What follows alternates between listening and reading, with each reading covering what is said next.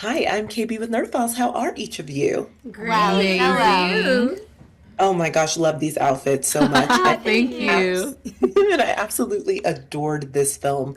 So my first question is for each of you, but I can start with you first, Kiana, to answer. Mhm. What did stepping into these characters kind of teach each of you about the power of forgiveness and friendship? Forgiveness is a big one. Mm-hmm. Forgiveness is a big one because the longer you're friends with someone, you can't just assume that everything will be all fine and dandy at all moments. They will do wrong to you. You will do wrong to them. And the older I get, the more I realize you have to be able to forgive people. You have to also be able to apologize. Yes. And even more so, you have to be able to have a conversation. And at a very young age, you see the Supremes doing that. I mean, the when we first meet Barbara Jean, Odette, and Clarice, we're meeting Barbara Jean in a place in her life where, you know, we're meeting her where she's at, you know, and through as their friendship test time, they go through a lot, and a lot of times they end up in arguments, but it all comes from love, and it all has a lot to do with forgiveness and apologizing and loving on each other and understanding that it all comes from the heart. And like forgiveness and love like go hand in hand in that way. Like it's like Yeah. because I think like even like to like Odette showing up for Barbara Jean when she had this big test that she had to go to that was going to be the next thing for her. Yeah. Like forgiving without even making a conversation about it. Like forgiving Barbara Jean for the whatever instance was happening in her life. You know, this crisis that she was going through, and choosing to be like, no. I want to do this. I'd rather be here, and like there is time for the other thing still. So it's like the idea of love like within friendship means that the idea of love being unconditional. Yeah. Yes, like to truly be unconditional means that you have to love through and through. Like when it gets so bad that it seems like, oh, like to when it's so good that it's that everybody's on top of the world. That is what defines a friendship. That is what defines your closeness to somebody. And I think not being too big enough to apologize, especially when you have friendships that have lasted so many years. People are changing. We're growing. Something that you said to me when I was 15 may not have offended me then, but it might hurt my feelings a little bit now. Yeah. And not doing the, oh, you've changed. Yes, I've grown. Yeah. Yes. Yeah. You Right. with each grow other. up. Yes. You've And allow grown each too. other That is a to red grow. flag. Yeah. Because you have to be able to allow your friends to evolve because Yeah. you're surely evolving. Exactly. Yeah. Exactly. Yeah, and I think that's the true testament to friendship. Like you said, love and forgiveness and consistently choosing to Yes. love and forgive one another. Yeah. And I love that you said that. It's true. The evolution of people, you have to allow space for that. I think the older that I get, that's something that I realize. And so it was very beautiful to see these three, girlfriends really allow space to fail, to succeed, to evolve, to grow, to make mistakes, but still, like you mentioned, Tati, have that kind of unconditional love at the center of it all. And so, just for each of you, because your performances are all so exceptional in this project, what did this project specifically kind of give you as an artist that you will take to the next project that you work on? And I can start with you, Tati. I think a considerable level of heart and groundedness. Like, I think that to dive, like, particularly with Barbara Jean and the hardships that she had to face through this film and the really, like, dark times, like, the being able to dive into that and feel safe to, like, thankfully, due to the environment that Tina created, like, of put your heart forth. You are safe here. We will catch you. I will make sure that you're good. I will make sure that you go home okay. So I think that it taught me to not hold back on certain things. And I think even in times when, I don't have necessarily a director as, present and caring as Tina, but just to put my heart forth always, and to not be afraid to go there. Because I think at times in other projects that I've had or things like that, that I've been scared to or to go all the way there or to sit in an uncomfortable space, like, or thinking, oh, is this too much? And yeah, I think for me, just remembering that it's never a wrong choice to be as human as possible. Yeah. Yeah. I think What about for you, Abigail?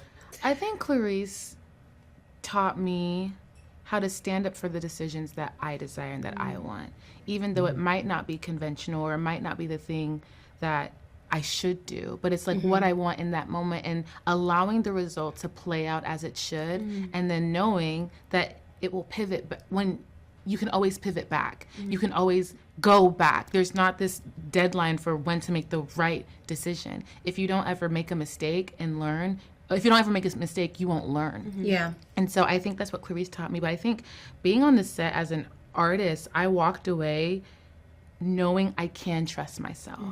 And it came from Tina consistently telling me, you got this, you can do this, I believe in you. And just so gently giving notes when notes were needed, and allowing me to experiment in a way that felt safe, knowing that I wouldn't fail, that they wouldn't use like a bad take of me. And especially with the emotional scenes, giving us the time to get to a raw and vulnerable place for ourselves. And so stuff like that, I was just like, wow, like, one, I can trust my instrument, but with such a great leader on set that is Tina Mabry, I knew that I could trust myself, I can experiment, and even if I fail, it was okay because we could try again. Yeah. And I would say this was like one of the first times where I really felt confident in just taking chances. And like, to piggyback, it had a lot to do with Tina's encouragement. I mean, she really did curate a safe space. There's a lot of times in the film where you'll see like a lot of it is ad lib, a lot of it is improv, and sometimes Tina would just be like, let the cameras roll. And like, I mean, to have that type of trust come from your director is like really empowering. There are moments where I was like, I would have been terrified to try this on, you know, previous projects I've worked on. And then this project, I was like, you know what?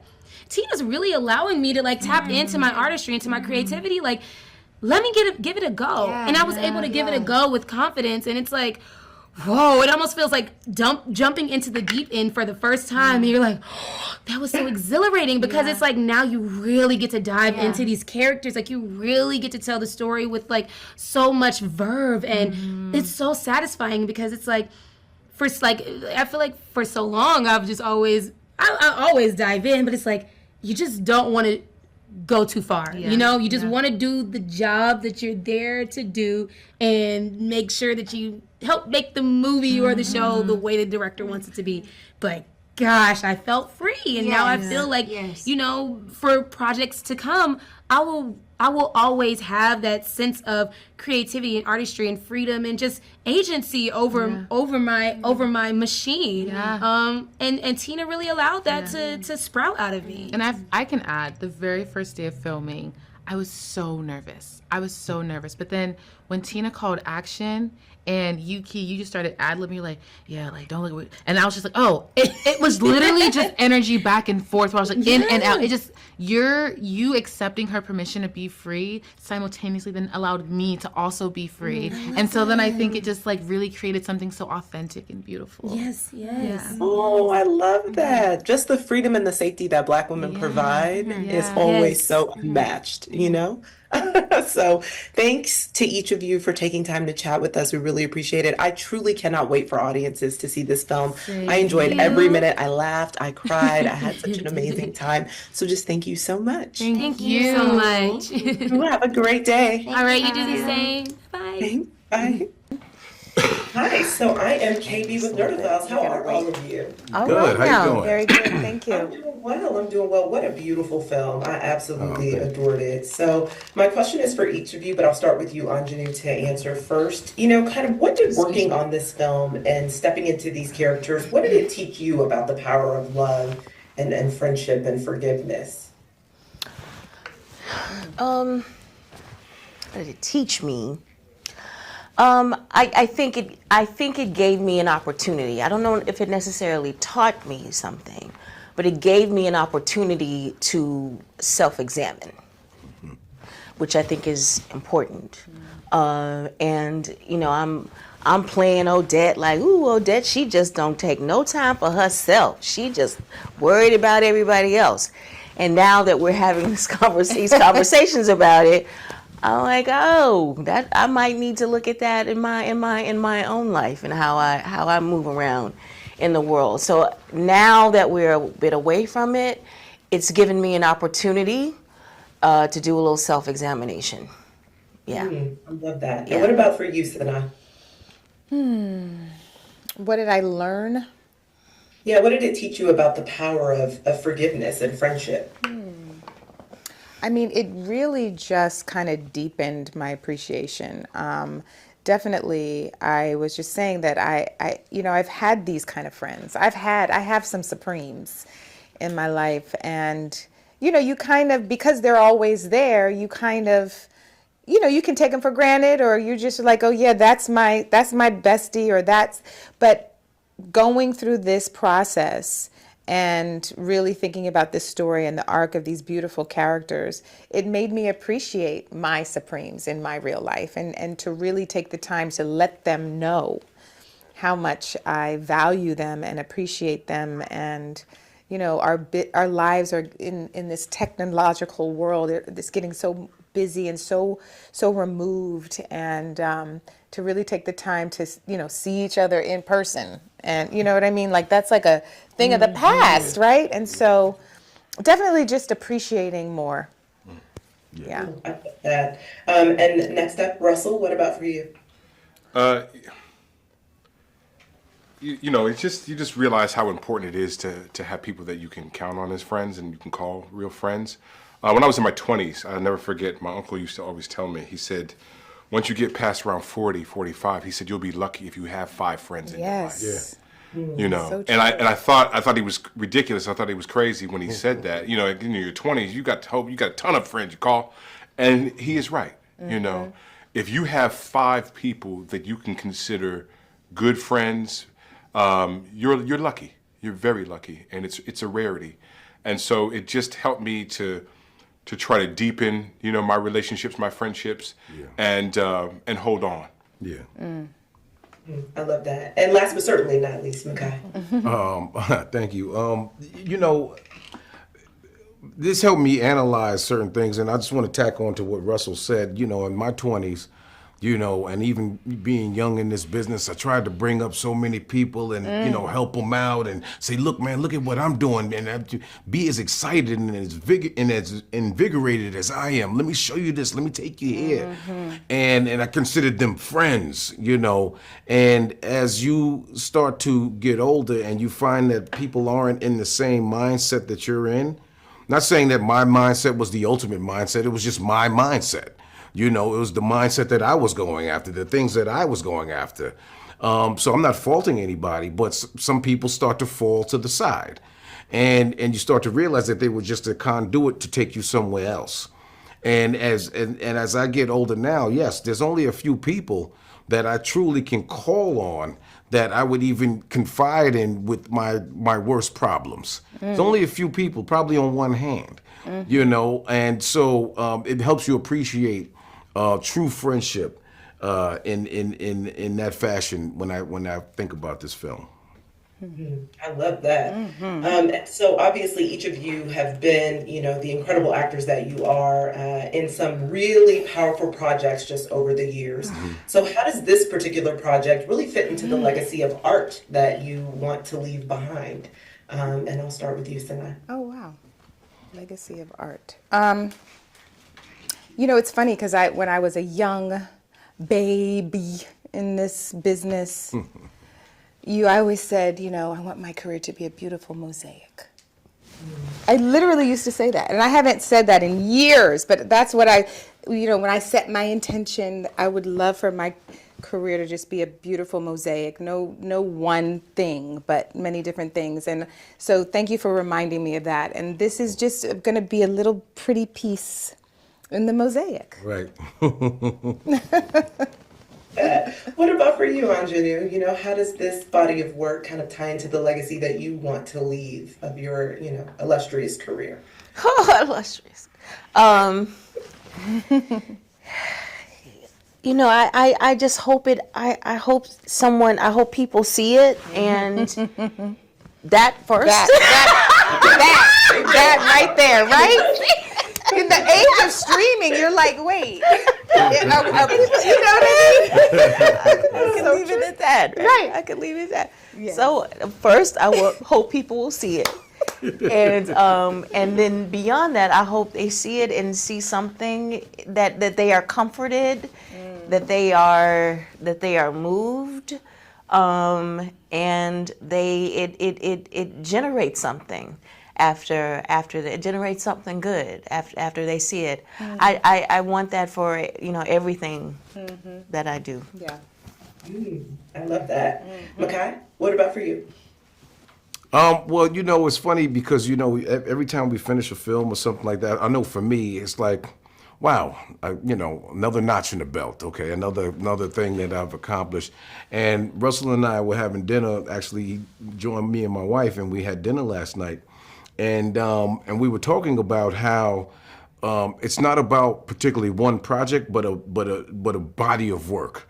And we sometimes get so caught up in putting our head down and just doing the work that we sometimes don't pop our heads up to take a breath and go, wow, look at all the work we've actually done. Look at how diverse our work is. Look how many people we've touched, not just in the United States or in our communities, but around the world. And in how many different ways have we done so? And sometimes we don't give ourselves the flowers we should give ourselves.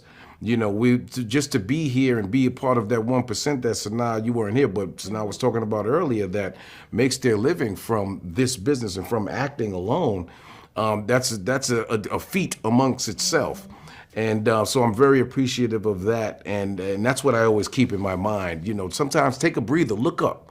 Let's look at what you've done. That's true. This is a body of work, not just 1 to 2 movies. I wasn't lucky just to be in a movie. This is a process that is well-deserved. I love that. And Russell, I'll let you add something if you have something to share as well, just about how this will tie into your legacy of work as well. The saying goes, there's no strong roles, only small actors. There's no such thing as a small role. Right. And I think that it was important to just be a piece of a great mosaic, to be a piece of a puzzle, and being here in support of these lovely, wonderful, talented women. And for me, it's just about taking your space and being able to do that. Come in and make a hit a single. You know what I mean? Maybe stretch out a little double or whatever like that, right? And have fun in the process. Right. And I think you always make it so fun. And both of y'all, I just have to say this since I'm thinking about it. You're both so amazing human beings. Forget about your talent. Both of these men, to be famous men in this business, they are so giving, like just so lovely to be around. Russell was dancing in the trailer every morning. Love it. Getting on my nerves. I was like, I have to cry. Can you please turn this thing down? But literally such a joy. And Makai is so giving. And so I just want to say thank you to both of you for your generous spirits. And the quality of these men is a rarity. So appreciate that. Yes. Likewise, and right back at you. I'm glad you didn't tell me then you didn't like my singing. Don't burst me. Listen, thank you all so much for taking the time to chat with us. I will say I'm going to give you your flowers because I think this film is exceptional, but also I've admired your careers for years, and so just thank you for taking the time to chat with us. Really appreciate it. Thank you. Thank you. Thank you. Have a great day.